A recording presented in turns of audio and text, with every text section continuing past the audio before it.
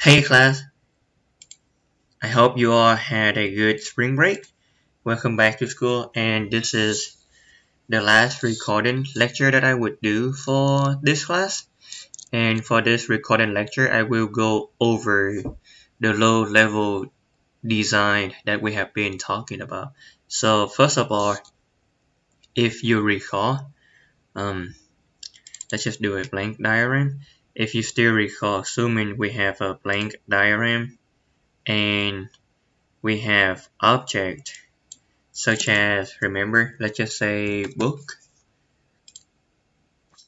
and well, we're talking about the school, but yeah, my example is a book, right? So book and all of these are the attributes.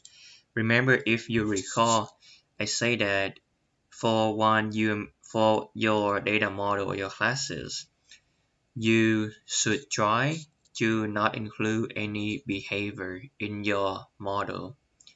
And the reason why I say that is, and now you don't have to do it that way. You could include the attribute or the behaviors in your classes as well. That is up to you.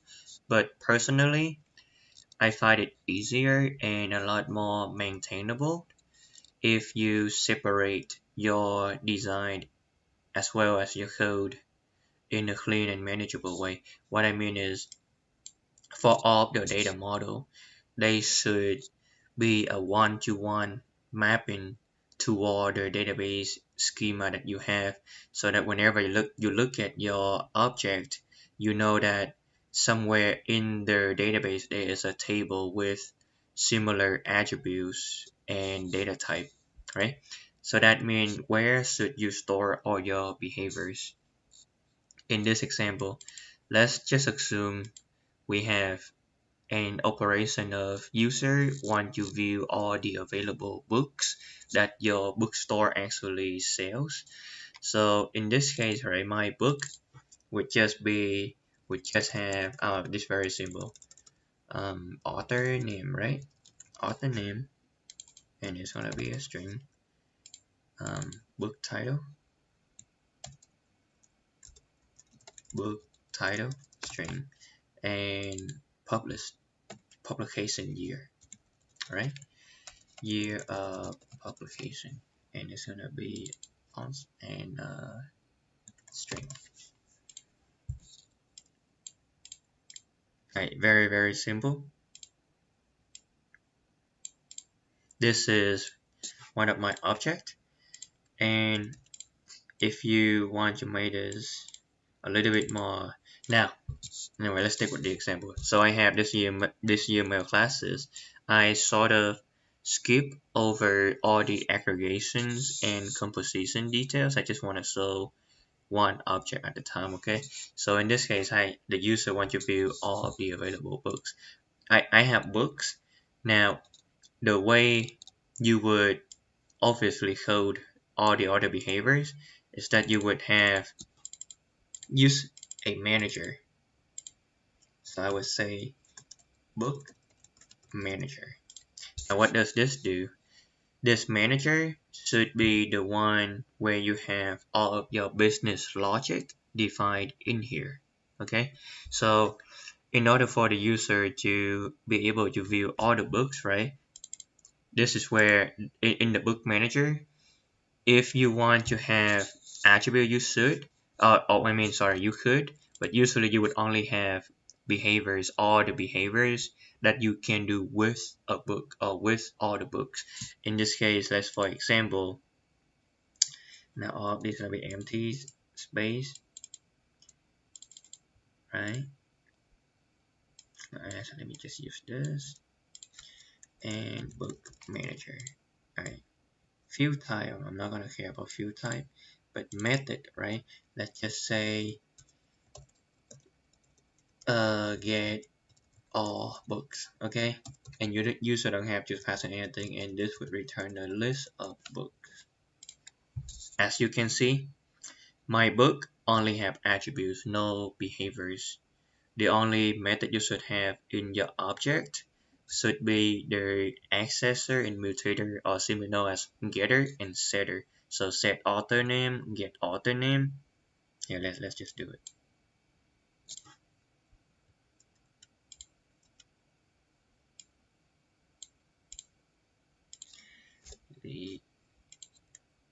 Let me just drag it over. There we go. Nice. I love jar.io. So smooth. Book manager, and this is just book, and method would just be set author name, right? Invert string void because you not gonna return anything. Whoops, that was bad.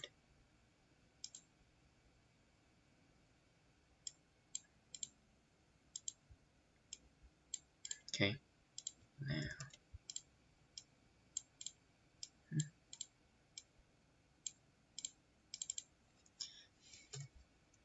get author name. Okay, just example, you're gonna fill out set book title, get year of publication, set year of publication. But the main thing is these only have attributes, and these attributes, based on this design, you would know that there is in the database there should be a table called book with these columns, and the column will have these data type. Okay, should be a one-to-one mapping. Now your book manager, the manager would be all the behaviors or all the operations that your system support in regard to books. In this case, one of them would be get all the books, right? Or if you want, you can have another one which is get all the book by a specific author, right? So author name, right? And what this do is it would return a list of books that was written by that author. Now, I have two operations, right? So the manager would be where you define all of your operations, and in other words, they should have all of their main business logic, right? In that case, when you set up your code example, you would have, object simply only have attributes, and whenever you want to view any behaviors, you would go to the managers, right? So if you have new team member joining the team, you can simply follow this very similar code management style, coding style.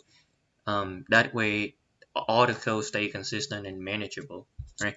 Granted, eventually all the you would have so many objects or so many behaviors that your manager class just keep on growing, but even in that case, all you have is just small files to manage, but their style guideline remain the same. So it make it real easy to go and check any of the new development as well as helping the teams that using the same style. The book manager though would be the one to have all the business logic, but they won't. In order for you to get all the books, one of their process is obviously for you to connect to their database and fetch all of the books from a database, right? Now that is another separation of concerns, and I usually would have a DAO method. DAO stands for data access object. In a lot of cases, you let me just show you for example. Let me just use, I don't want to use that. In a lot of cases, let me see if they have packages. Perfect, they do, right? So what you would have is this package would be the model package, right? And similarly, all this will have is all of the model that your system has. And this would be their business logic, business tier package, right? This is all of the possible behavior or the main logic that your application support.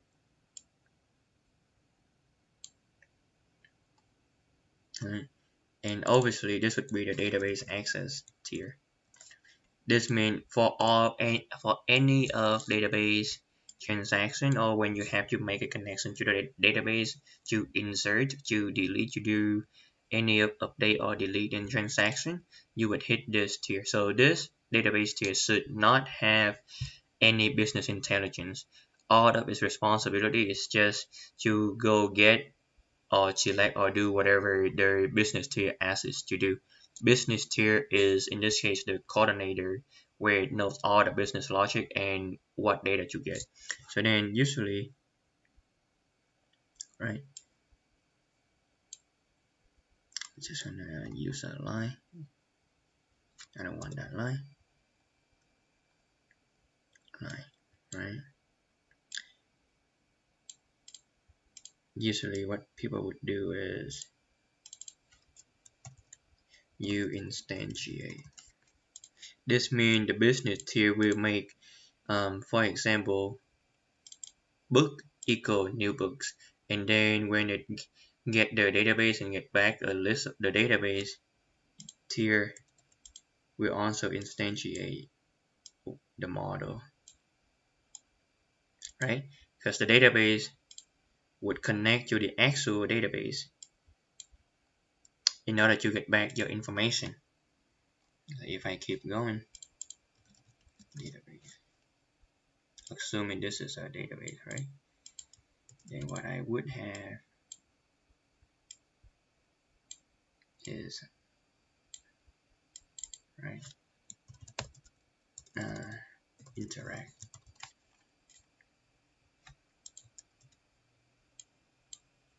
Business tier would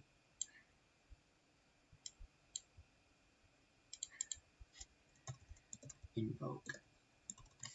Okay, so business tier will have on all the business logic, which is the book manager. The model should only have all of your attributes, and the database tier is the only place in your code where you should interact with the database. This is one of the way, or my personal way, that I throughout my development career I found very useful and easy for code management as well. Alright, so now you simply, if you want to see this, usually this is what you would see, and then people would just expand the model package to show you all of the UML classes and their relationship. Or in other words, whatever the UML in the model package will be your actual data model for the database as well. That's why it's a one-to-one map, but usually it's a one-to-one map, right? So instantiate.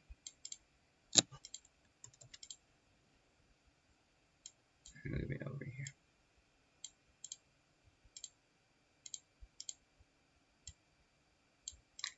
This is also instantiate.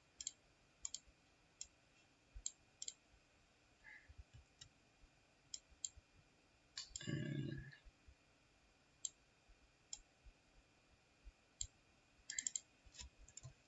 invoke. Right, so if I want to get all the book, I would start from my book manager, right? Book manager, call get all book. In my logic, in my business logic, there would be a place where I actually hit the method in the book data access layer or data access object to get all the book. All this does is hit the database, get back all the books, return the list of book to the caller.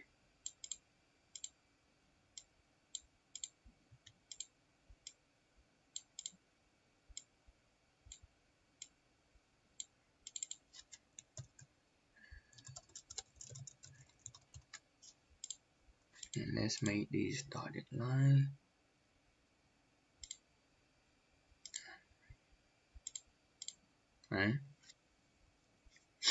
Alright, so book manager get all book, call it down to get all the book, return the list of book.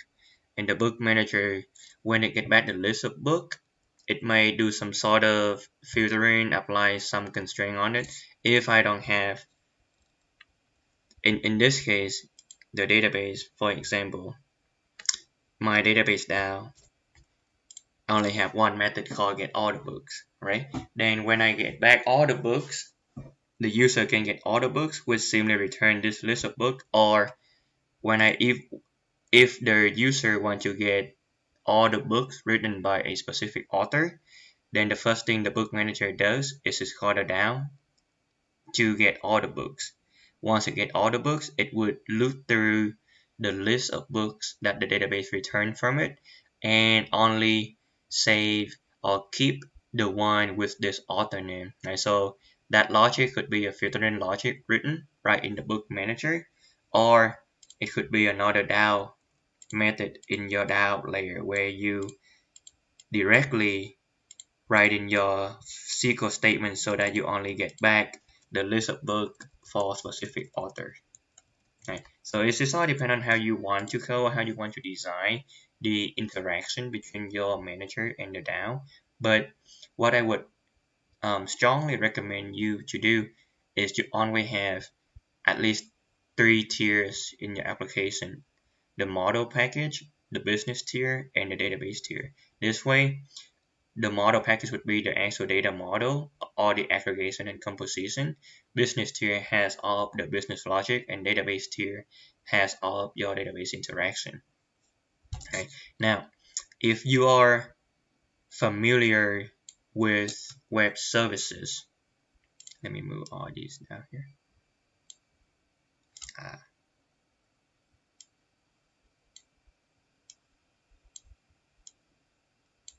Okay. If you are familiar with web services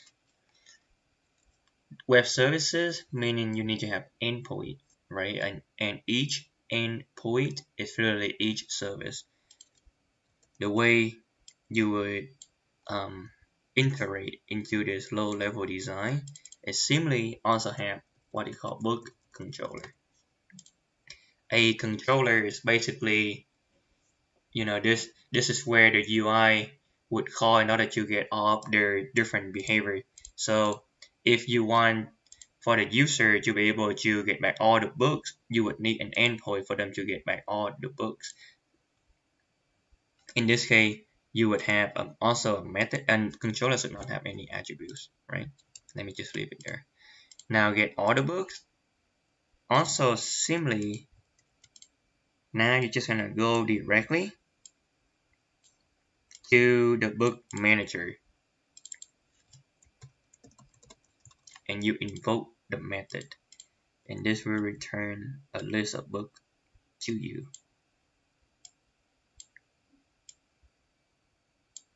Okay, this is kind of big. Now, if you want to clearly articulate how the flow actually happened, then you can add step into this. So this may be step 1, right? Get all books.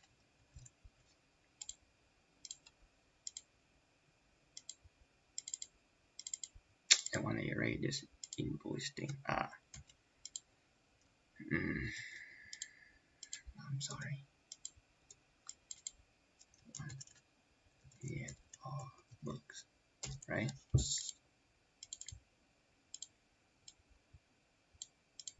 And I just named them the same method, but whatever you write out here would be the actual method in here. So let me just change different name. Let's just say fetch all book. Let's just do 1. Okay, for ease of teaching. Okay, so step 1. Actually, let's start from the user as well. Let's get the user actor. Okay, my user, right, want to get back all the books.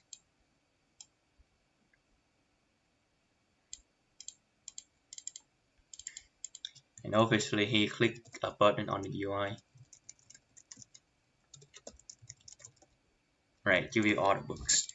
Now in the UI would call an endpoint exposed by this book controller, which is get all book. And if you want, let's just assume the endpoint is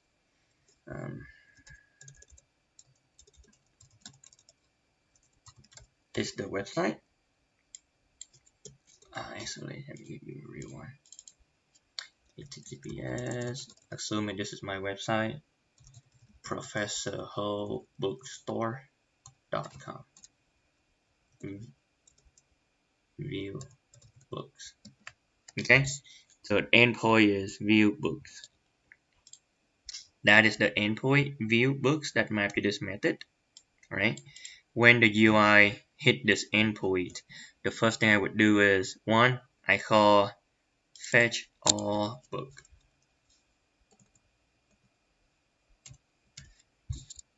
Right? Then what happened is the book manager, these instantiation are just dependency step. It doesn't really do anything, so you don't have to label any number in here. So fetch all book in here. Let me erase these. Let's just say select all book. Okay. Now step 2 is now this gonna call select all books. Okay. And when it select all the books, what the DAOs does is over here, this could be step 3, right after it, the DAO gonna obviously hit the database to execute it and instantiate the book object to store the result from the database.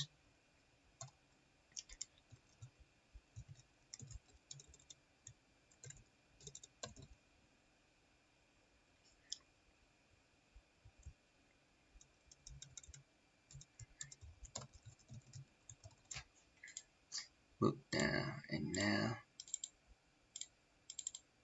what happened is this will return the list of book. So let's just say step 3, return list of books.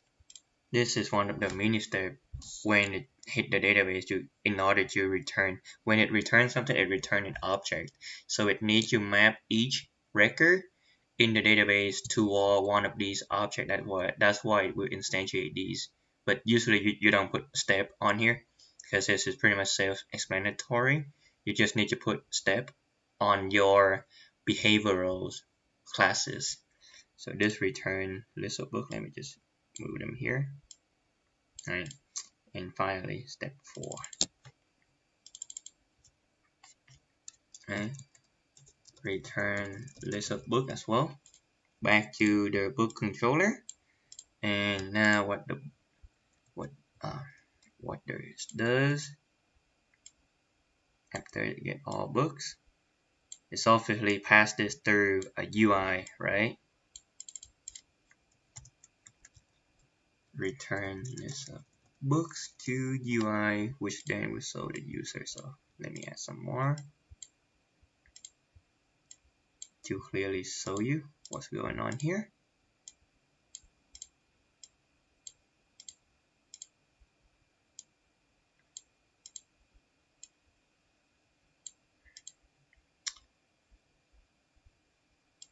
I'm just gonna have this and I'm gonna call it UI. Okay.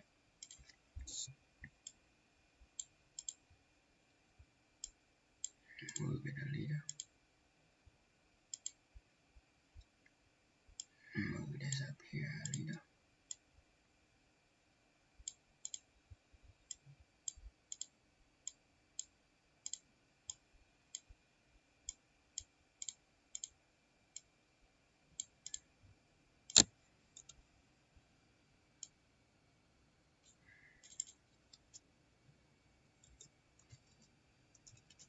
Okay, view all books.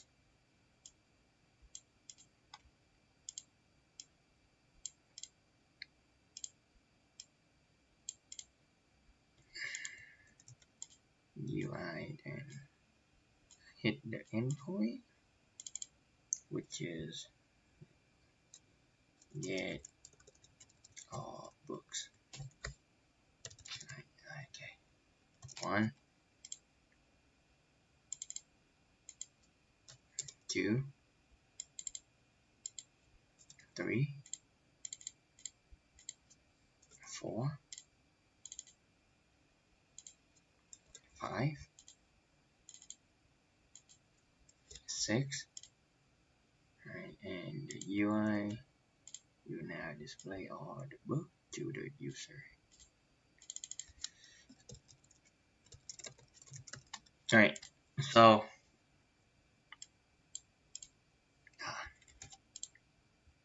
What did I just do? I'm sorry if I confuse you. Right, again, in your the user want to view all the books, which is an option on the UI. When they click that option, UI call the method called get all books from your book controller class. Your book controller class then call the main business logic, right? Book manager, which is fetch all book. In your main business logic class, it called the database transaction, which handled by the DAO class. The DAO will have select all book, right? And since book is the data that being passing back and forth between these classes, they instantiate the book data model so they can pass around. The end result, whatever the UI, whatever the book controller return to the UI would be a list of books, right? And the UI would just filter them and do apply the correct style sheet or CSS to them to display back to the user. This is how I would model an operation class. These are what you would call collaboration diagram, right? This is collaboration diagram. And in collaboration diagram, I personally like it much better because I don't have to show all the lifeline of the object as compared to sequence diagram.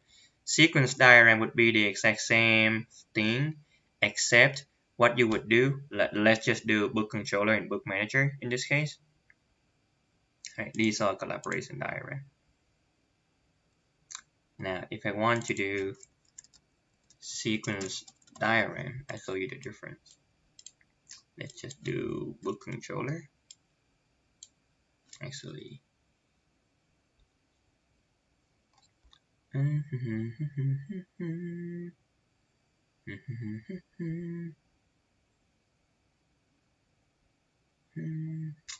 let's go look for sequence diagram. And how about class lifeline? Alright, can't find them. I'm gonna just make them isolated right here. When you go to UML, look for this, right?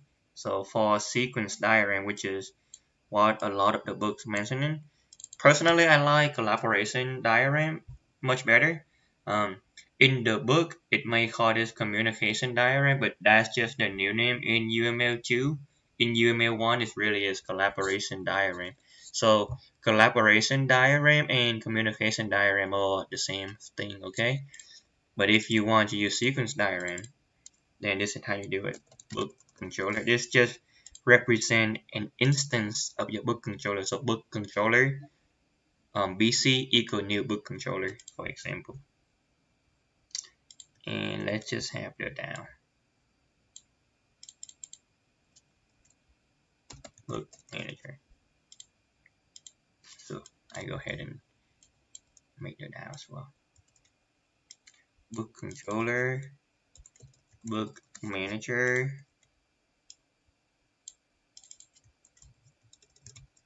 book down. Move this down a little bit.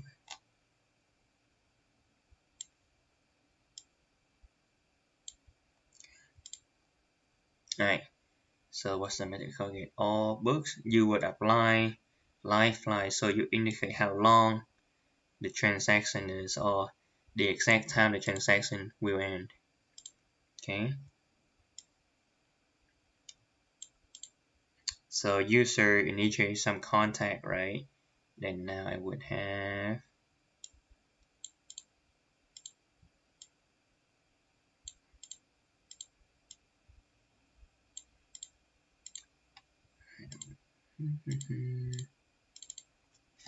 what is in the method in book manager?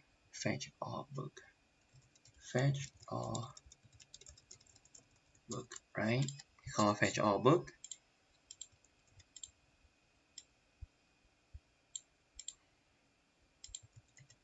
In return,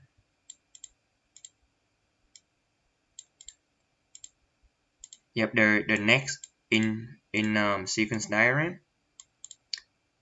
the subsequent call to all the methods. So fetch book controller will call fetch all book in the book manager. Book manager will call select all books in the down, right?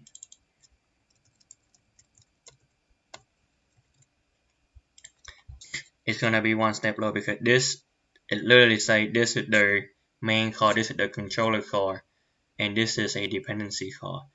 Book controller call this, which in turn call this, okay? And obviously the book down just want to interact with the database. So let's have some logic over here. And it's going to be a self logic within itself. How do I make that arrow?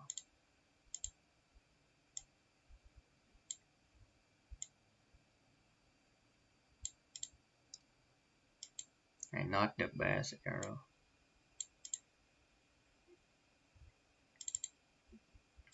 Here, what it does.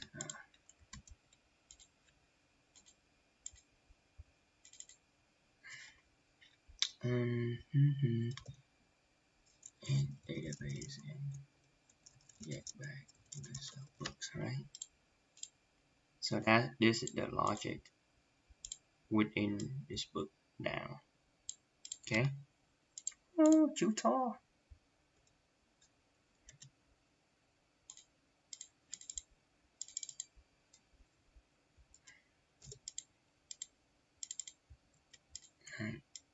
That's the logic. Okay. Now,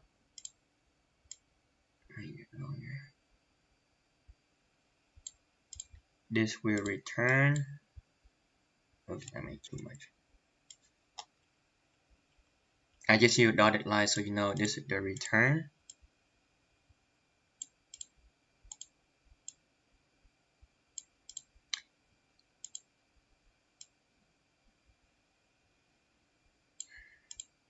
So the life of this object and right here, the life of book down and over here.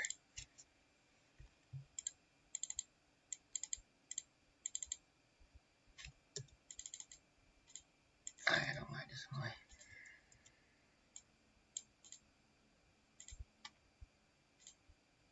line. This way, dotted line. Great. Turn this books, right?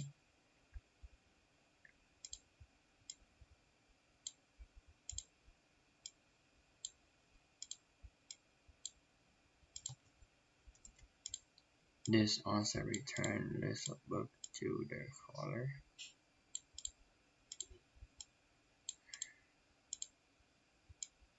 Right? So this is literally the difference between sequence diagram and collaboration diagram. In sequence diagram, each of the object actually has a lifeline associated with them to let you know exactly when that object is when that class is no longer needed in the interaction. In collaboration diagram, you don't have to worry about that details. You can simply list how is book controller going to interact with book manager. Again, to summarize, when you doing the low level design after you have identified all of your data model, you should store them into the data model package. Then you should have a business tier package where you embed the main functionalities or the main business logic of that operation. All of the business logic, if they depend on any database transaction, you should only hit the database in the database tier, and the database tier should not have any intelligence. It's just simply connecting to the database and do whatever the business tier package asks it to do. In this case, the business tier need all the book, and the business tier, when it get back all the book from the database tier, it may apply filtering logic or whatever it needs to before it return the final subset of books that it want to a user to see. Okay, so collaboration diagram, sequence diagram. Okay, email me if you have any question, but this is how you would do the low level design or how I would do it. Thank you, and it was such an awesome time as well as an honor being able to share my experience with you all. I hope that you have learned a lot in this class, especially all of the discussions. Before I give you any discussion or any videos, I have to read a tons or even watch a ton because I don't want to bore you. So any of the link that I send you usually pretty short and precise, but to find those links it take a lot of times. So I hope you do um, find those links that I sent useful. And if you ever have any question, even after you graduate from this class and just need another opinion, feel free to reach out to me. You can easily find me on LinkedIn if you want to connect, or just email my KSU email. Okay? Thank you. Bye bye.